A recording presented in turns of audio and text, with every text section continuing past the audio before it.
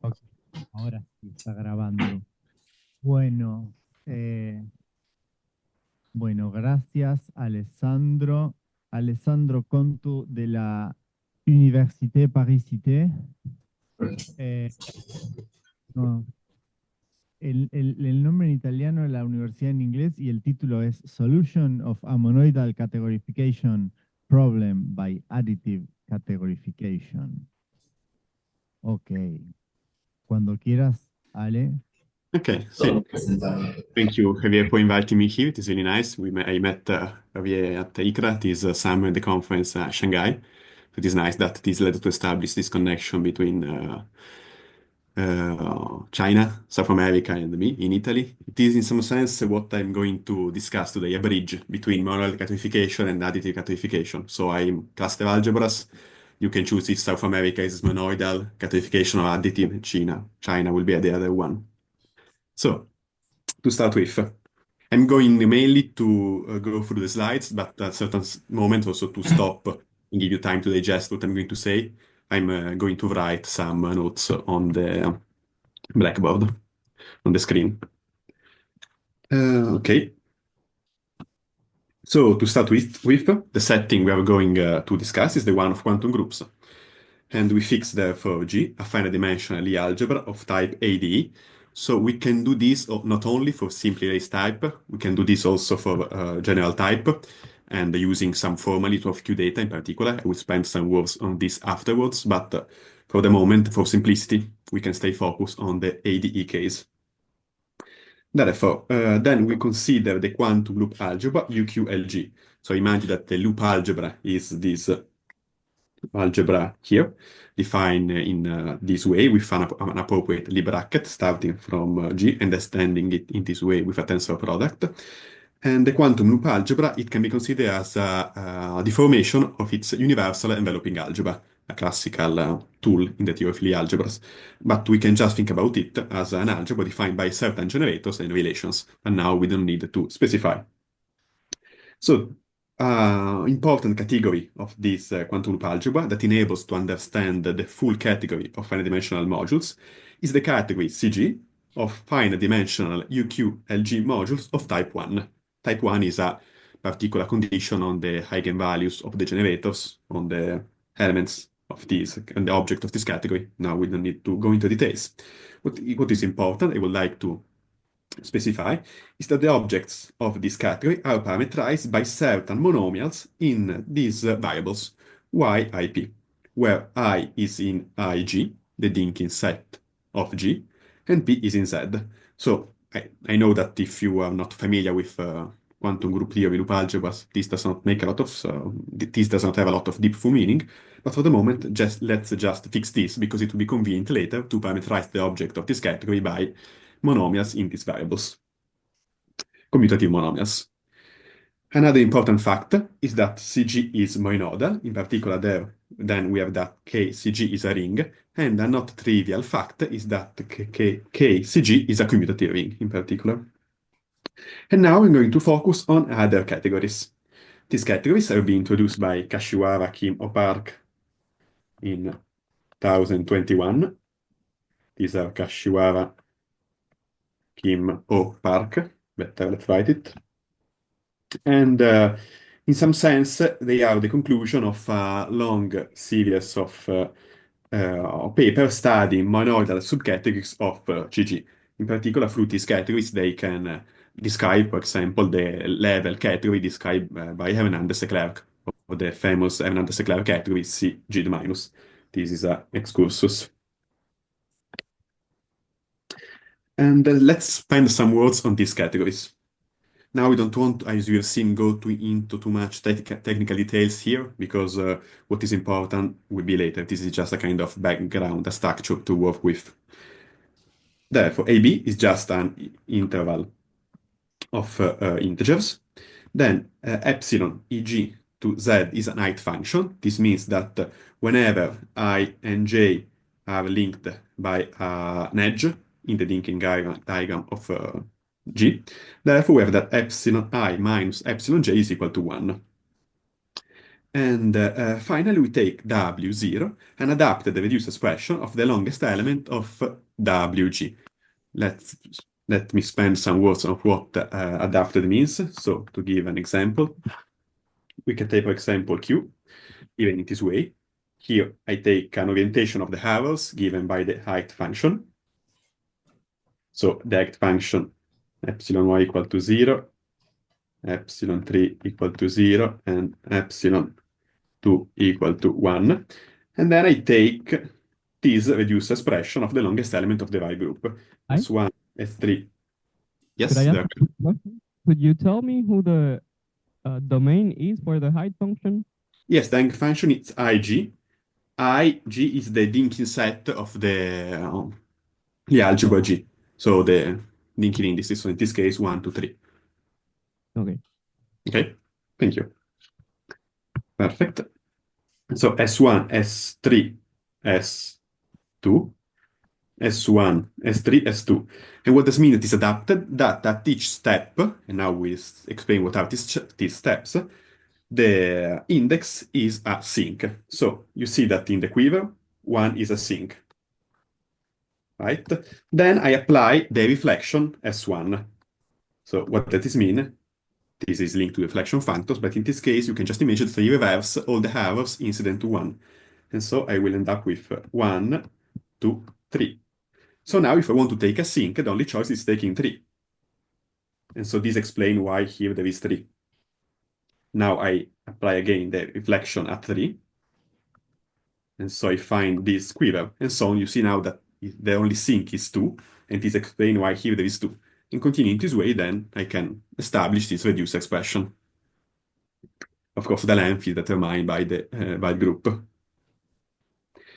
And now another hidden technical details. Here, now, using epsilon and W0, I can write down really easily, given a certain rule, a sequence I, K, P, K, where IK is a linking index and PK is in Z. And what do I do with this? Now that I have this data, I can finally define C, G, A, B, epsilon W0 as the monoidal third subcategory of C. Third means that is closed under shortest extensions and direct summands. So this monoidal third subcategory generated by the L, Y, I, K, P, K, K in AB. So these are the simple module. They are a special name called fundamental modules, parameterized by the variables y, I, k, p, k, because recall that we have said that the simple object of the category CG are parameterized by these monomials in these variables. If I take just a single variable, I find the so-called fundamental modules, and then I define a category in this way. And believe me, these have an extensive history, and they are kind of important. So this is our setting. These are closed under tensor products, right? Yes, yes. This is for being monoidal. Ah, okay, yeah, sorry. Also, they contain the unity also. Right. So we can also there they have a Grothendieck ring, which is a subring of the ring of CG. Okay. Sorry, just yes. So you look at the monoidal category generated by these simples. So these are not the only simples you will find in there. Exactly, they are not the only simples. We can, taking the tensor product with this, we will find other simples. And is it common to have a smaller category? Because I imagine that if you have a bunch of simples, then you can probably generate the whole thing without taking too much. Without many simples. Yes, so if we take all the if we take all this I, K, P, K for K in Z, we find all CG. Yes, but if you take a smaller set, if I take a smaller set, in general, I cannot find all CG. Okay, it's not common to find. Okay, thank you. Thank you. Now let's move to monoidal categorification. Let's discuss in details what this means. So C is a monoidal subcategory of CG now. Just imagine that we take an ideal category. And what is a monoidal C? A monoidal C in C is a triple S, Mi, I in K, B, K. what are these data. So K is just a set, so far is easy. B is an exchange matrix. Exchange matrix in the terminology of cluster algebras. In particular, what does this mean? So we have that it is skew-symmetric.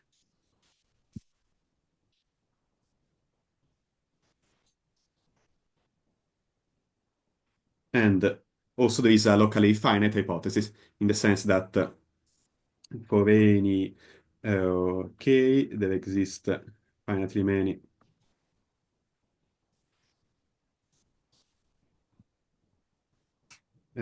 E such that B I K is different from 0. B, so is given by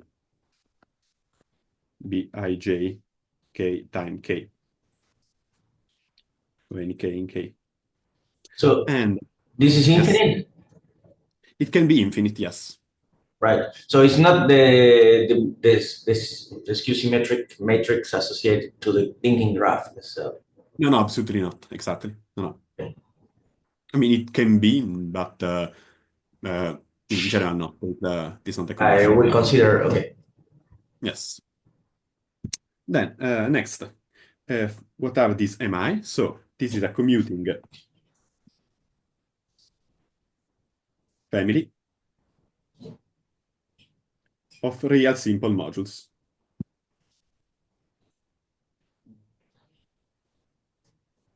What does it mean? So we have that M and N commute if they tensor commute. This simply means that M times N is homomorphic to N times M. And yes, it is not trivial. And in particular, here I mean that these pairwise commute. Then since they are real, this also implies that that also tensor products of these simple modules commute among them if I take each, yes, exactly. And then real, we have that M is real, means that M times N is simple. So I need to take a family satisfying these conditions. And then which other conditions can I ask to this triple? Then I will say that S is admissible if for any index K there exists a mk prime in C, simple real, and an exact sequence of this form. And now we'll discuss it, so we'll try to interpret it. And we also ask that M prime chi commutes with all the other Mi except the previous one. So this should remind you of the mutation rule of cluster algebras, simply selecting in some sense one cluster variables, and I'm replacing in a way that I can find another, in this case, admissible seed. And in particular, what does this mean? If we interpret it in the Grothendieck ring, what do we find? We find K prime equal to the product Bik greater than 0, Mk Bik plus Bik smaller than 0, Mi minus Bik. So you clearly see that this is exactly the form of an exchange relation in the terminology of cluster algebra. And finally, we say that S is completely admissible if we iterate this mutation process. That is, we want to iterate in arbitrarily any direction and an arbitrary amount of times this mutation. So now we give a definition of monoidal categorification given by Kashiwara Kim Oh Park. The monoidal categorification in this sense was first introduced by Hernandez de Klerk in one pivotal paper. But then we find this is a weaker version of a larger, which allows for more categorifications given by Kashiwara Kim Oh Park. And so let's go through it because it can be tricky to understand the correct direction. We have that C is a monoidal categorification of a cluster algebra A if there are two conditions. First of all, is that we want that KC is, so the Grothendieck ring of C is isomorphic to the cluster algebra A. And then we want that this isomorphism works nicely with respect to admissible seeds. That is, there exists a completely admissible monoidal seed, so what we have just described, whose image under phi is an initial seed for our cluster algebra structure. So not only we have a cluster algebra structure, but this cluster algebra structures is compatible with the monoidal seeds that we have defined on our category. Do you have any questions? Yeah, this phi is some kind of cluster character explicitly determined, or not necessarily? In that way. No, not necessarily, in the sense that it does not satisfy the, for example, the direct a cluster character normally satisfies the fact that we want the direct sum to be sent to the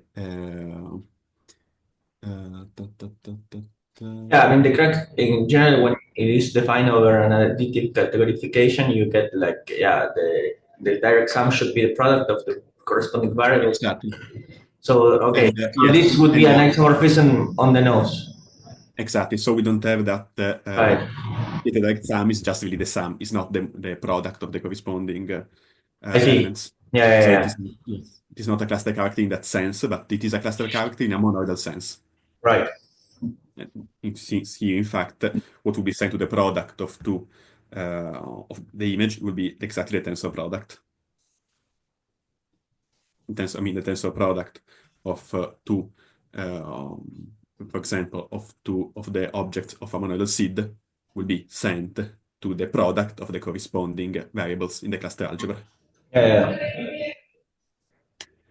Okay, and so finally try to collect all that we have said so far. We have that Kim Oh Park show that each of the category that we have introduced before is an instance of monoidal categorification. That is, the Grothendieck ring as a class algebra structure, which can be described through the images of monoidal seeds. And in particular, now we want to spend some words on how these monoidal seeds for this category are constructed. And this will be the kind of intense part of this talk where we will go a little deep into notations, but then things will be more simple, more simplified. So first of all, we need to introduce this sequence W0 at.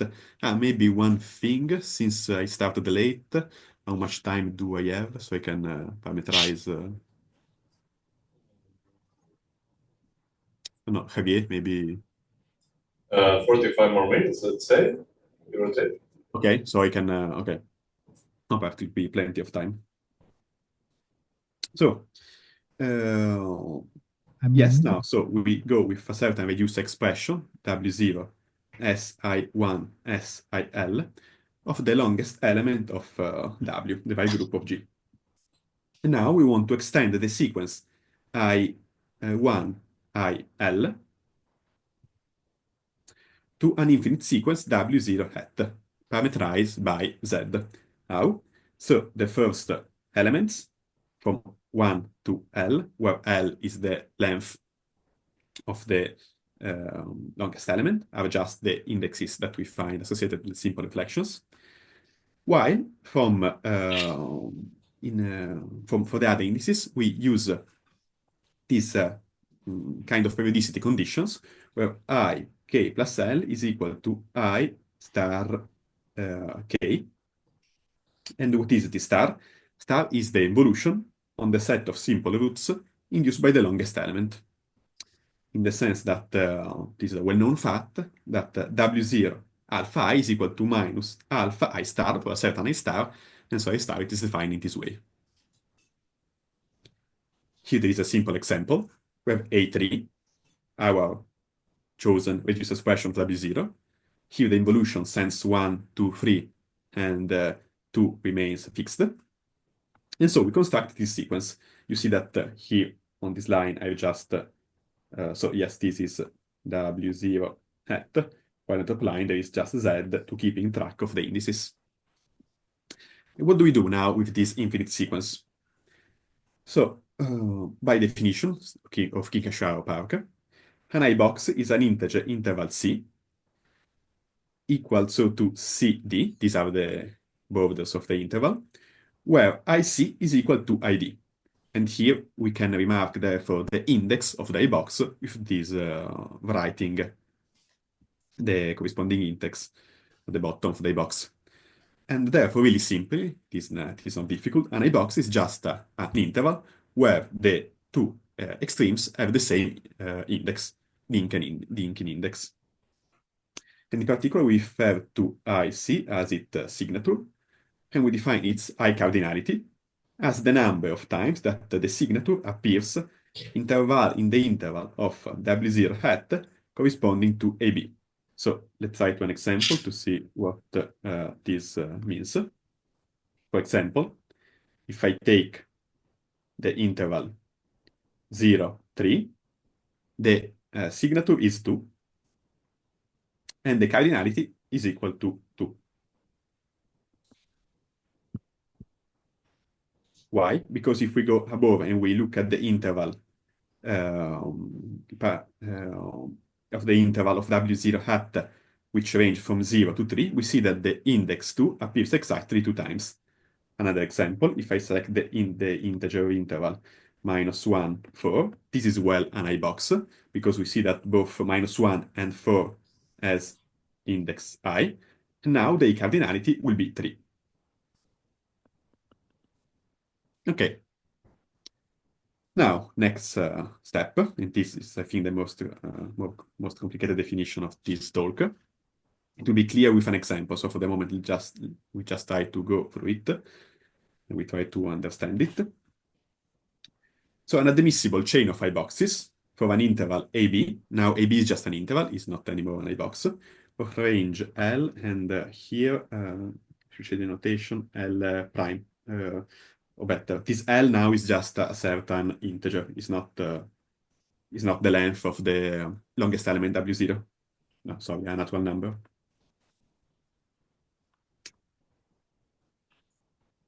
Okay.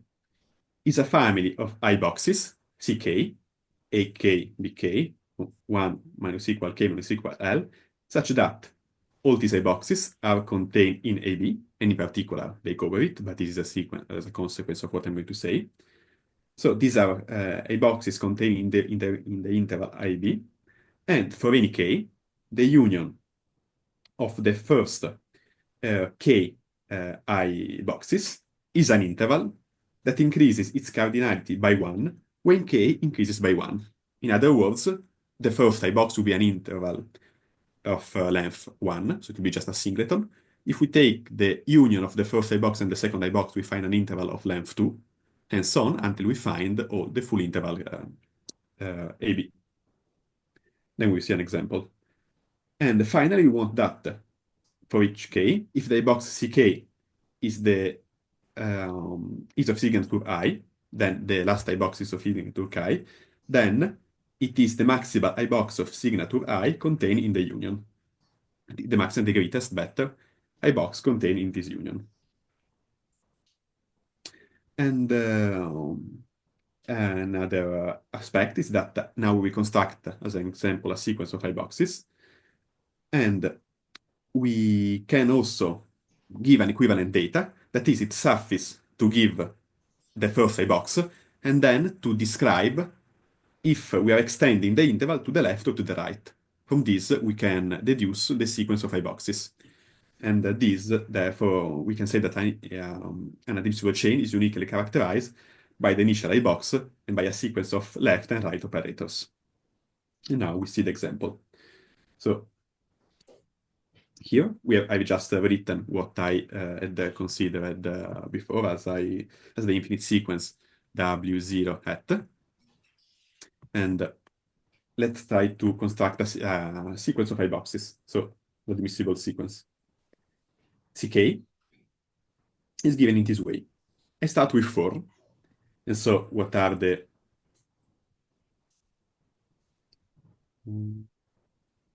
4, which is of index 1. You see, because here now 4 is this 4 here. And so you see that the index is 1. And so now the union of the first 1 I box, it will be just 4. Then I can imagine that I expand the interval on the left. And so I find on the right for 5. In particular, now we will have 5, another I box of index 3. Then I can take another I box, for example, 3 of index 2. And what I've done here, then here I have expanded the interval on the left. So far, all the indexes are different. But now I take 2, 5 of index 3. So now the interval, what will be extended again on the left. It will be 2, 5. And so therefore you see here that the conditions come into play. Why? Because, so of course they all contain in AB. And then we have that the union is increasing by 1. And then the third condition has established why I could not take 2.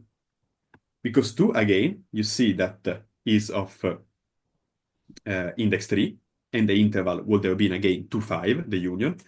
But I had the maximality condition that implies that the next I box of index 3 has to contain the previous I boxes of index 3. Therefore, I had that 2 does not contain 5, while 2, 5 contains the I box 5. Okay, next, if I want to complete this example, I can then expand the interval on the right. So we'll have 3, 6, 2.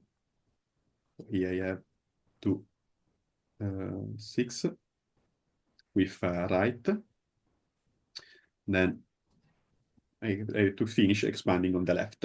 So on the left, what do I have here? 3, 6. On the left there is 1. 1, 5 of index 3.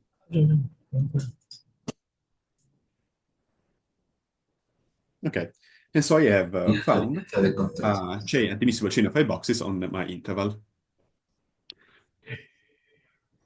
So here what is important to retain, apart from the construction itself, which I mean kind of technical, is that I boxes is this maximality condition. That is, we are increasing the high cardinality of my I boxes. Then I want also to define shift operators on the set of I boxes. That is, I want, I would define this. I will go for example because it is easier than writing details. What is the shift of the I box for?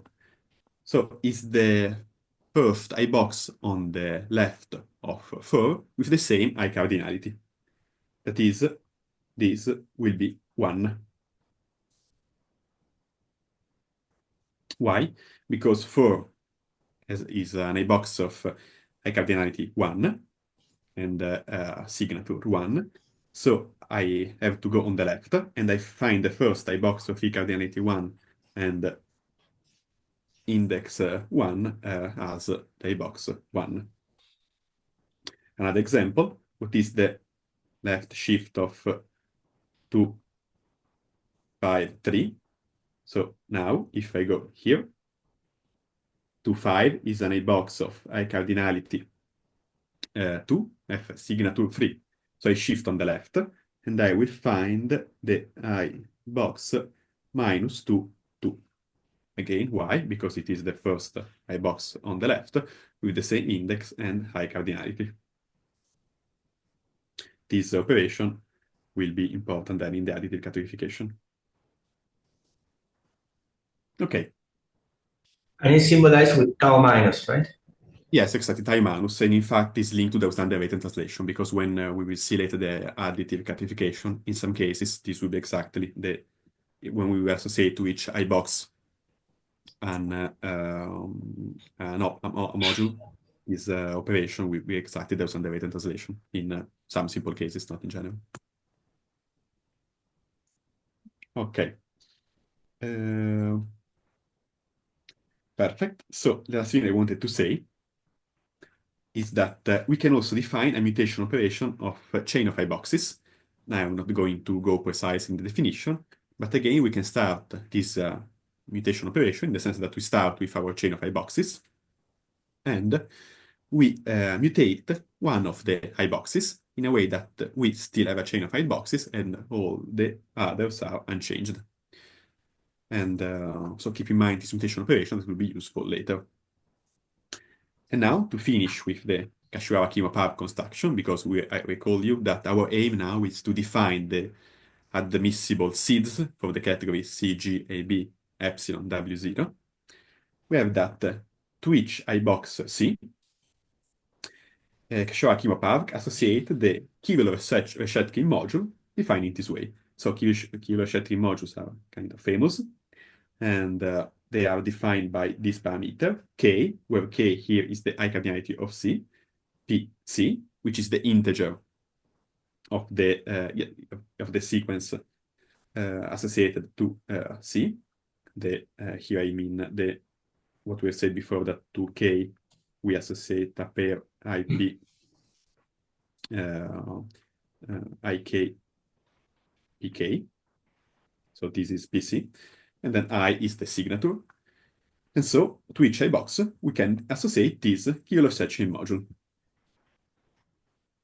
In general, so what I'm saying here again is already kind of complicated, but in their paper is even more complicated in the sense that, first of all, they don't work just in type AD, but they use Q data, which is a kind of generalization of height function, to work also with the other type of finite-dimensional algebras. And they use duality datum in order to describe a generating family of simple modules.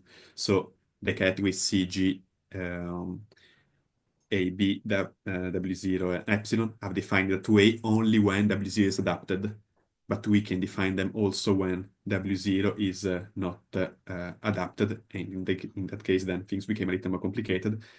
And we have not Kivler-Shetkin modules, but what Kashiwara Kim Oh Park introduced as affine determinant modules. But this is just a parenthesis for who is interested, already knows this theory, because the formalism and the structure is really complicated. Instead, now let's remain on Kivler-Shetkin modules, and I recall you the T-system, which is an important system of equations satisfied by the representative in the Grothendieck ring of the Kivler-Shetkin modules. And so here there is a kind of visual representation of how the T-system works, in the sense that we start with a Kivler-Shetkin module of index I and parameters Km, so here in blue. Then we take the shifted, if we want, of one parameter Kivler-Shetkin module, Km plus 1, here. And this will be equal to the product of the representative of the common interval of this Kivler-Shetkin module, here in red, this one, so K minus 1 M plus 2, and of the union, which is here in black, the largest one, plus a certain term that takes into consideration the neighbors Kivler-Shetkin modules. And so this is a fundamental result of the theory of quantum affine algebras. And the knowledge of this system was the first, if you want, the first hint from monoidal categorification, because you see that these systems is closely resemble an exchange relation. And in fact, in Kashiwara, in Kim Oh Park construction, these sequences, these systems, are instances of their short exact sequences that we define here for the admissibility of a monoidal seed.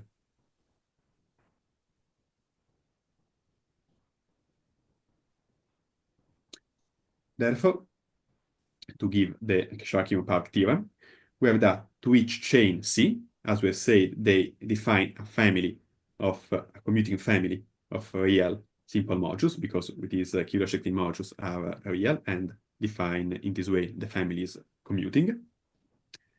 And their theorem, main theorem, states that there exists for each of these chain of I boxes an exchange matrix BC, such that the resulting SID, MC-BC1L, is a completely transmissible monoidal SID, and realizes the category CAB epsilon W0 underline as a monoidal categorification of a cluster algebra structure A, B, C on the Grothendieck ring itself. So, to resume what we've done so far, we've said that we've given the definition of monoidal categorification, and what is important to retain, therefore, is that in this monoidal categorification, we don't have only a cluster algebra structure, but also that it's fundamental to underline the presence of these monoidal seeds and the associated exchange relations that we can see as T-systems, which they are short exact sequences that when we look at them in the Grothendieck ring, interpreting it as a cluster algebra, these become exchange relations. So this is the spirit of monoidal categorification. Sorry, Alessandro, I think I'm a bit lost in one thing. So what they are saying is that there is a cluster structure in the K-theory, in the K-theory, Yes, yes. And they are lifting it to the level of the category. Correct? It's the K-theory of the category that has this cluster algebra structure, and they are saying this is just a shadow of something happening at the categorical level. Exactly, yes, that is the meaning, exactly the meaning of another. Okay, but my question would be: these K-zeros, are they isomorphic to some other rings that were known to have cluster algebra structure by some other reason? I mean, why are these particular K-zeros interesting? So, why are this particular K0 interesting? Let's say that this K0 are just the Grothendieck ring of these categories that can are interested in their study. And if we want, what is interesting that they indeed have a cluster algebra structure, in the sense that this is a highly non-trivial fact. And the starting point was exactly that when people started to discover and start in cluster algebras everywhere, then there was this realization that this T-system actually look as an exchange relation. And so this motivated the question, is it an exchange relation? Is there a cluster algebra structure on these Grothendieck rings? And it happened that yes, they are indeed cluster algebras. And again, as I said before, this is just kind of the final step of a long series of studies. Particularly, it's also worth mentioning the works of Gaix, Leclerc, Schroer, that studied cluster algebra structures on algebraic structures related to, again, quantum group theory. So it is an extensive area of research that has given these results. No, I understand. I think that I was getting too much ahead of myself. What I really wanted to ask is, there is one particular algebra which has, I believe, I'm not sure if it's a cluster algebra or quantum cluster algebra structure, which is the quantized Grassmannian or quantum varieties, whatever. And they have very similar relations. You can think of them as defined as algebras by generators and relations. And they have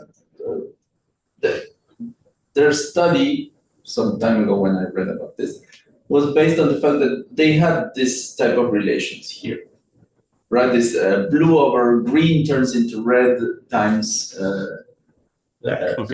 plus other stuff.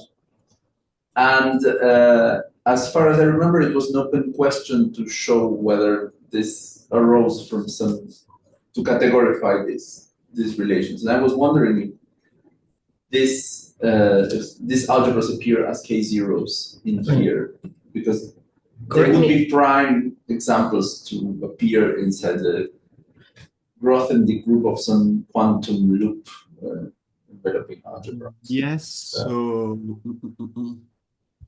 so I think that the things are for sure closely related. In particular, Grasser studied cluster algebra structures on the coordinate ring of algebraic varieties, And in some cases, they proved isomorphism with class algebra structures related to quantum group theory.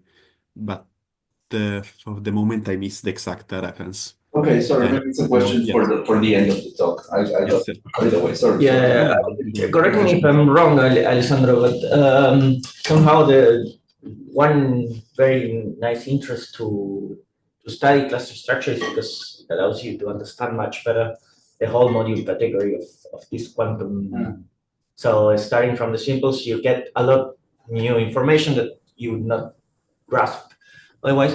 But related to the Grassmannian stuff, I think the right person to ask is Alfredo Nájera, who will be here in a couple of weeks. He studies this exactly. Great. Yes, the spirit of categorification in general, not only mode categorification, is exactly that you can create categorical avatars of algebraic structures or sets, and then using these you can deduce important properties about the original algebraic structures. This is in general the spirit of categorification. So it is both direction, studying one you can use the algebraic combinatorics to understand better the categorical world, but more than this, the categorical world help you to understand the cluster combinatorics. In particular, there's been, I think, I've not yet had the time to go through it yet, but recent paper on additive categorification, a recent and long paper by Presseland and Grabowski has been published on arXiv really recently, which really shows how categorification helps us to understand better the original structures. Yep. Okay. Therefore, to continue, now it was a correct moment to pause, because there is now kind of passage to additive categorification. Why? Because Kashiwara Kim Oh Park, in their article, stated the open problem of determining explicitly this matrix BC. In fact, their theorem is an existence theorem, and they also show, more or less, it's hidden in the proof, but they show algorithmically how to find this exchange matrices BC. Starting from one of them. In particular, they explicitly give generalized and Hernandez Leclerc quiver. This, so they give this quiver QC minus, where C minus is given by the chain of I boxes, which start with I box B, which is the right extreme, and then expands the interval always to the left. So minus because it goes to the left. And we have that they show that for each chain C, each exchange matrix BC is obtained from BC minus via a sequence of mutations.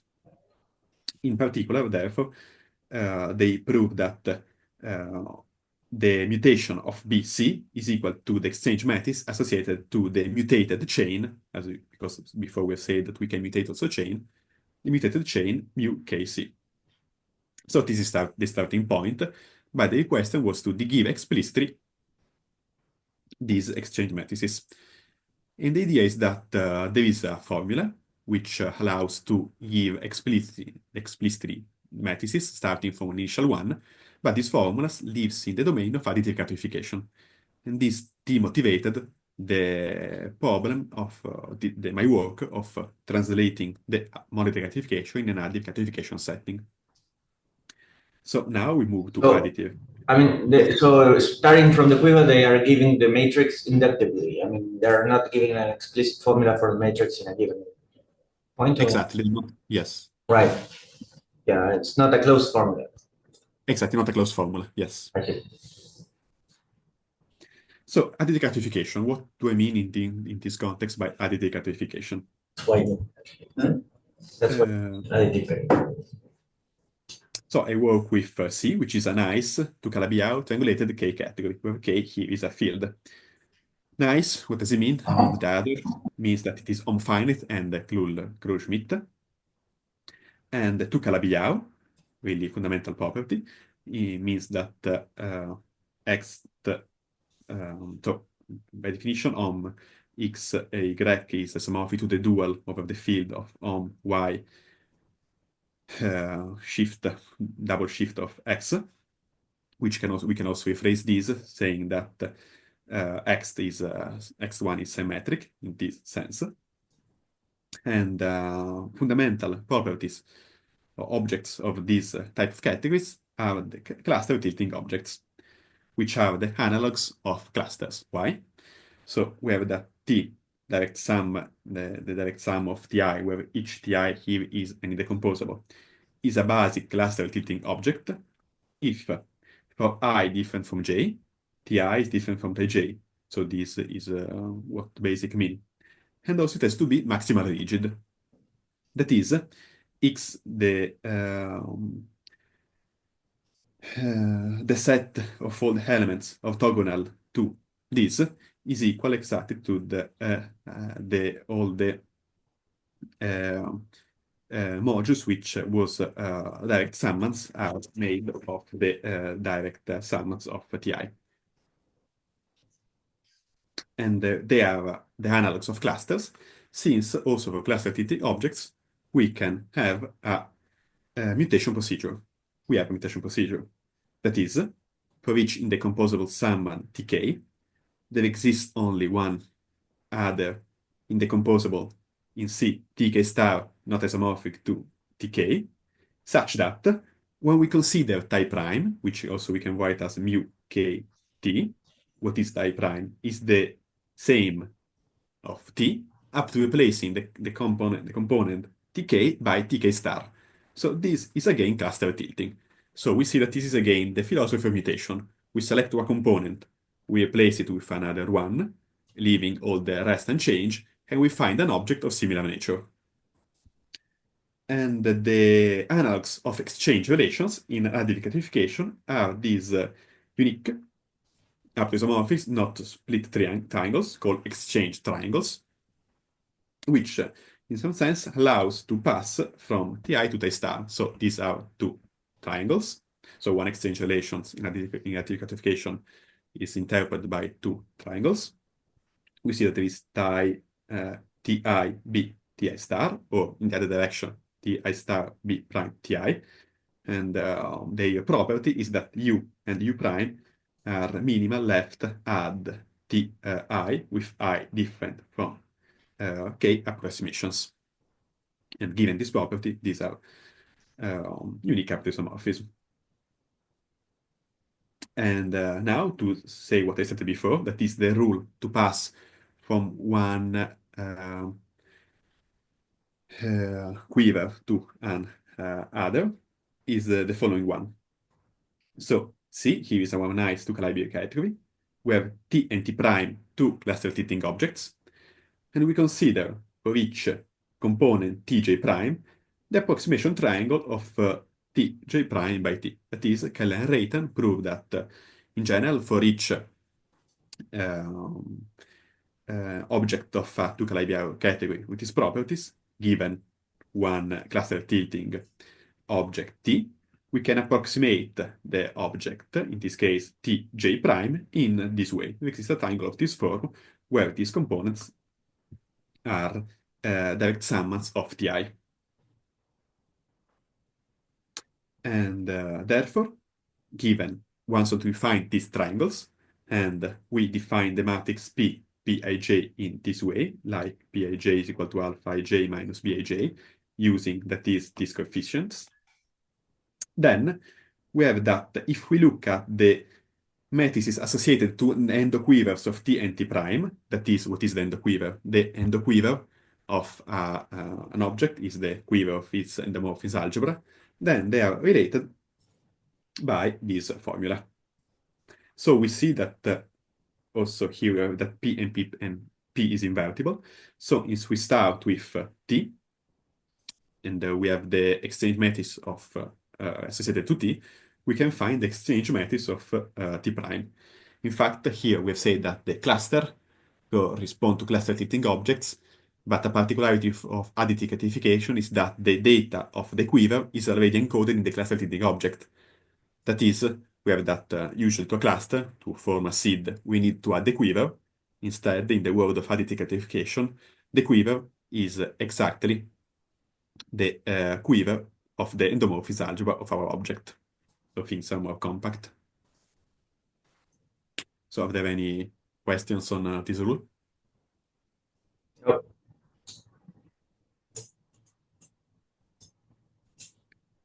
Okay, and so in order to apply to our case, what do we need? Because we're called to are in a world of monoidal categorification. So we need a candidate for the Tucalabiao category, a cluster fitting object MC in C in our category, Tucalabiao category, such that the end of quiver is BC minus, that is our starting cluster fitting object with our starting quiver that we already know. And then we need to compute the approximation triangles. If we have these three data, then we can apply Palu's generalized mutation rule and find all the matrices. Here you see that I'm using matrix and the quiver in interchangeable way of all the other seeds. So which is the choice of generalized cluster category? Here we have actually two choices that they are the same one at the end. Our Tucalabiao category will be a generalized cluster category as introduced by Amio. And the two choices, the two formulations are, one is a generalized cluster category associated to a quiver with potential. Here we will not go into the precise definition of this category. The other one, instead, is a generalized cluster category associated to an algebra of dimension smaller or equal than 2. And this generalized cluster category, given an algebra A, of dimension smaller or equal than 2, is defined as the triangulated hull of the orbit category of the bounded derived category. That is, we start with the bounded derived category, and we take the quotient with respect we construct the orbit category using the Serre functor VA, which is just the total derived functor associated to a tensor product with the dual of A, composed with minus to the shift of the triangulated category. And so now let's try to make this more concrete and also explain why these are the same category at the end, to equivalence. So in an example, if we take, for example, the interval minus 8, 0, always taking into consideration the case of A3, we find that the quiver for BC minus is this one. And here I add a potential, adding these blue arrows. Here you see that the vertices are arranged in 3 lines. Each line is indexed by one of the Dinkel indexes. And instead, if I want to define my algebra of dimension smaller or equal than 2, then I remove some of these errors, and this has to be done in a smart way. We cannot just remove any set of errors, but in particular, the rule is to remove the orbit in the set that the orbit of this arrow is this one. They have to take both errors of the second arrow from each line. I remove the orbit and I replace it by relation. So here, by these green arrows, I mean that I remove the corresponding arrows, and I have replaced them with a relation that says that each of these squares is commutative. So this query relation defines an algebra, and we can prove that this algebra is a combinatorics smaller or equal than 2. So we can define, using Amio theory, associated generalized cluster category. And so why do we need these two models? It is useful to use both models, since using the cluster category associated to a query potential, we can prove different properties. In particular, we can prove that the category that we obtain is nice, as we were saying before. That is to Calabi-Yau, homofinite, and Klug-Schmidt. While the other model, which is a little more concrete, is really important. Why? Because it allows us to work in the module category, since there is a natural canonical functor from mod A to CA, given that CA, the generalized cluster category, is the triangulated hull of the orbit category. And so it is useful for this reason. So in my construction, I have first defined the first one, proving that it works well. And then I have passed the second one to compute things. The fact that they are triangle equivalence instead is just a consequence of Amio work. And so now we forget the cluster categories associated to query potential, and we move to the cluster categories associated to the algebra A. So this is our choice for the two Calabi-Yau category, and it works. Why? First of all, we have that, again, by Amio theory, we have that the image of A, that is the direct summand, the free modulo for one, that is the direct summand of the indecomposable projective associated to each vertex. When we consider the image in the generalized cluster category, this is a canonical cluster tilting object. And we have that its end quiver is exactly BC minus. So in this way, we have kind of obtained already for free, using this general theory, the first points of the list that we wanted. That is, we want a cluster tilting object in C whose end quiver is BC minus. Of course, C. Yes, like this, C. Now it remains to find the approximation triangles, and in particular a cluster tilting object for each other admissible chain. This is how this is done. So we want to associate a cluster tilting object to a chain, and in order to do this, we define an indecomposable summand of this cluster tilting object for each I box in the chain. That is, how does this work? We take I box C, and therefore we have that by the combinatorics, that we have not developed, but it is really easy once that we go through it.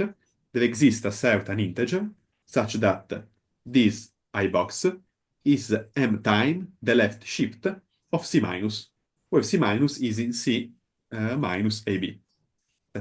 We keep the notation minus. Okay, that is, we can express any C box C as a left shift of an I box in C minus. This therefore allows us to obtain a certain interval in integer n associated to the I box. Then we take K as the high cardinality of C, so that we can define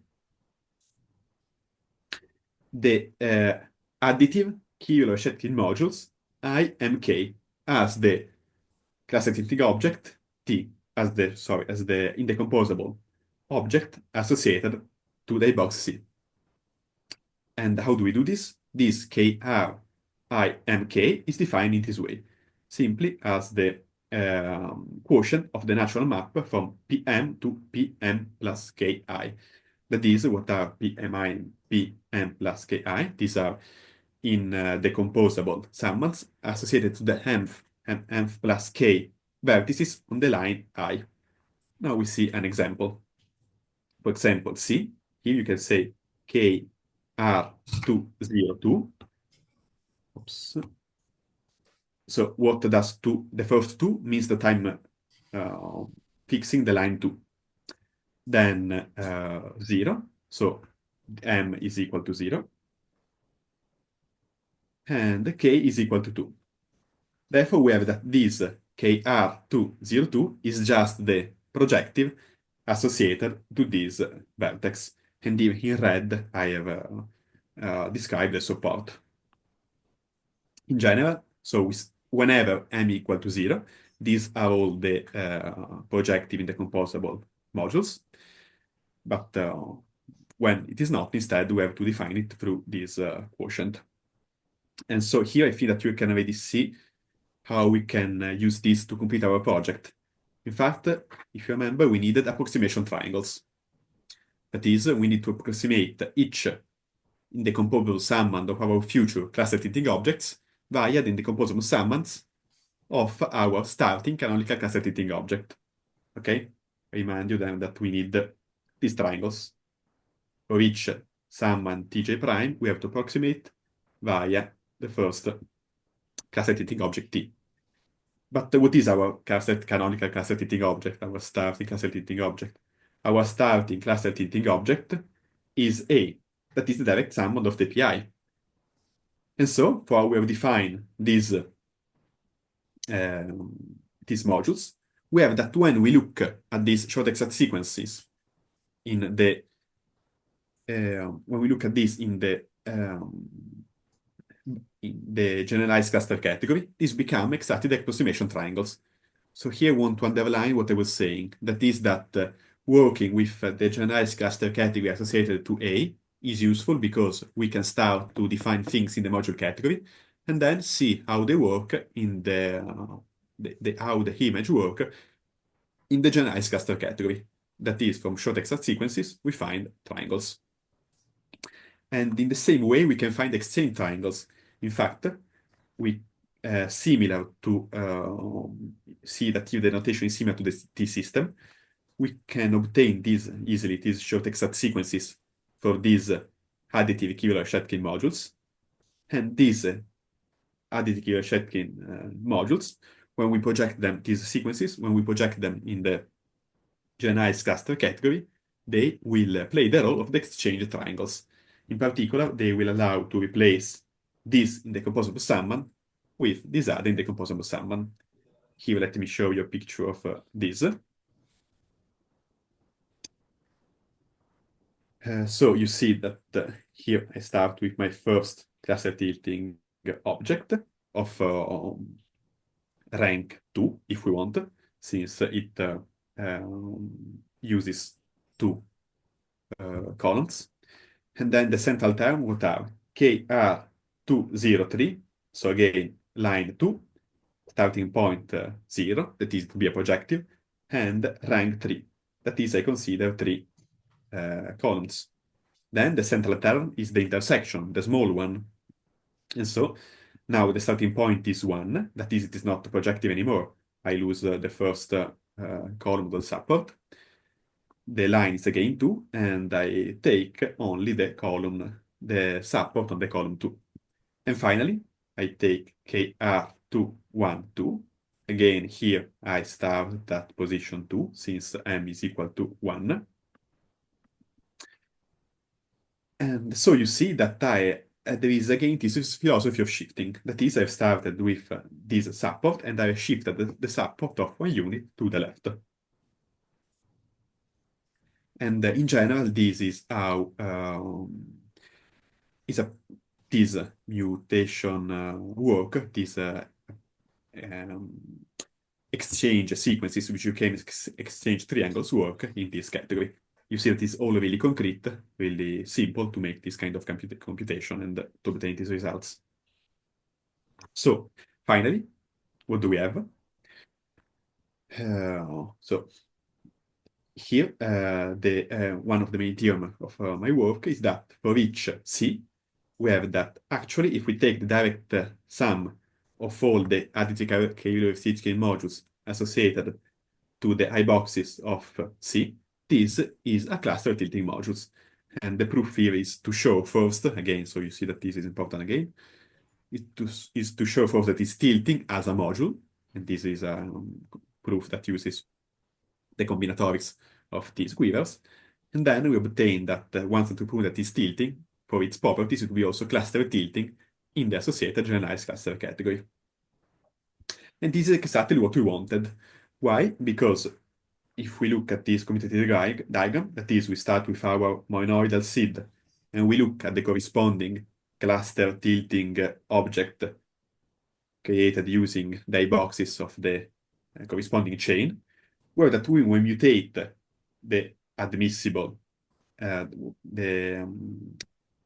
seed, that is, we consider the family of we are computing simple modules associated to the mutated chain of I boxes, and we look at the associated cluster tilting object.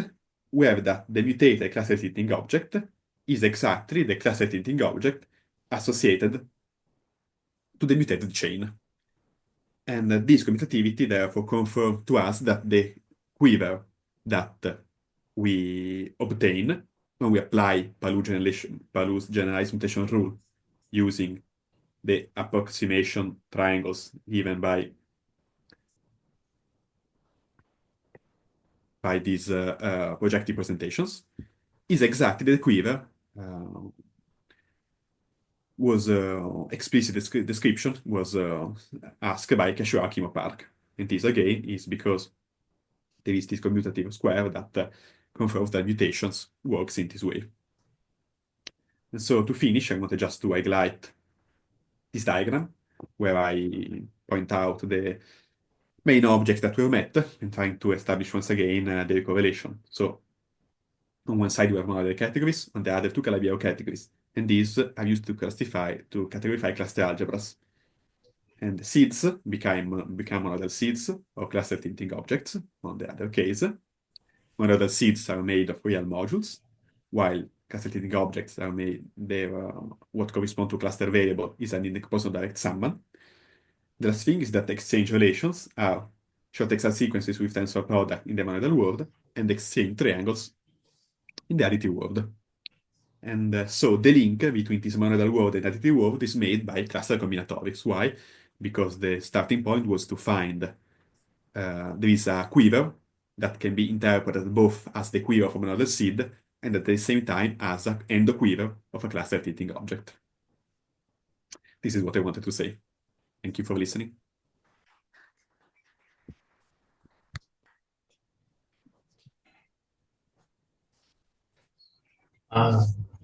Thank you. I have a couple of questions. Yes, please, thank you. So in the original definition of the quiver, did you have the quiver by Kashiwara Kim Oh Park? Yes, Is it an infinite quiver? So this, it depends, because it depends on the interval AB. So they start from an interval infinite quiver, Q, W, 0. And this is infinite because the vertex set is Z. And they define combinatorially using the sequence W0 hat. But then they define this, the quiver associated with this exchange matrices as the extension of this quiver to the interval AB. Okay, so right, so you would get, so for the general cluster algebra of W0 hat, or which, would you get some, like an approximation theory that sort of the whole of this cluster algebra would be approximated by having longer and longer intervals? So one interesting thing is that here the wall QW0 at does not, the associated cluster algebra structure is not related to a monoidal categorification, in the sense that this, if we take this interval, example, so infinite only on one side, Yeah. and if we take the associated cluster algebras, this is isomorphic to the Grothendieck ring of the category C minus G. C minus is defined as, yes, as we said before, we take all the L, Y, I, K, P, K with K small equal to 0. This is done by Evan and de Klerk. And of course, here we say that K is just a parameter that we can shift. I mean, K equal to 0 is not really fixed. We can imagine that we can start All right. to change this right border. But then the kind of surprising thing is that if we take all these QW0 at this is not, at least it's not proved that is isomorphic to all the category. So in this case, we have to apply, as you were suggesting, I think, an inductive procedure. That is, we start with, in order to obtain a cluster algebra structure on this, which we also write as KCG minus infinity. Yeah. We have to apply an inductive procedure. That is, we start with a finite interval, let's say I, K, B, K, and we take sequences of interval such that AK goes to minus infinity and BK goes to plus infinity. We find the quiver, so for Q C minus AB. So, and then we use, for example, the Palu's mutation rule to find a certain quiver for A QC, where C I would define now. So if this was defined as B left, left, left, left, this chain of 5 boxes, this instead would be of the form C left, right, left, right, left, right. That is, we have to cover the chain of 5 boxes in another way.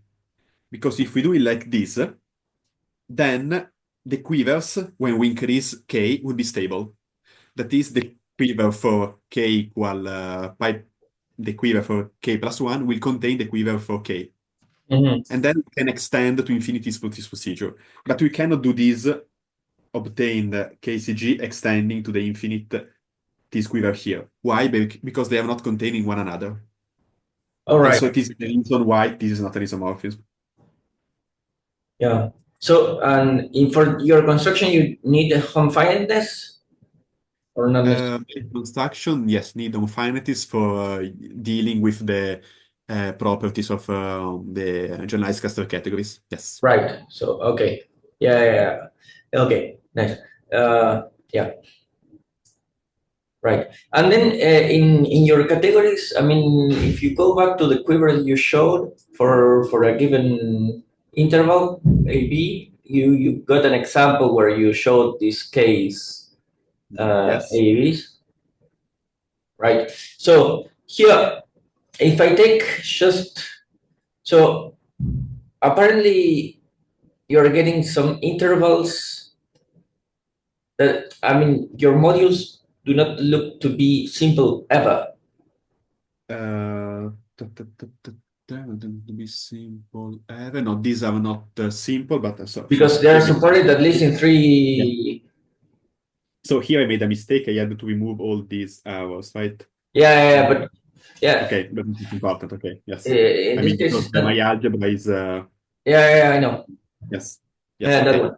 Yeah, but so you're Yeah, having at least one simple of each, like horizontal line somehow. Yes. Now, since you have no loops, simples are rigid at least at the module category, at the level of the module category. So would they be rigid at the level of the cluster category or not necessarily? Yes. This follows, I think. Yes, this the fact that tilting implies cluster tilting here is present in the work of Amiot already. Yeah. Simplified argument, and that uses that the global dimension is more equal than 2. I see.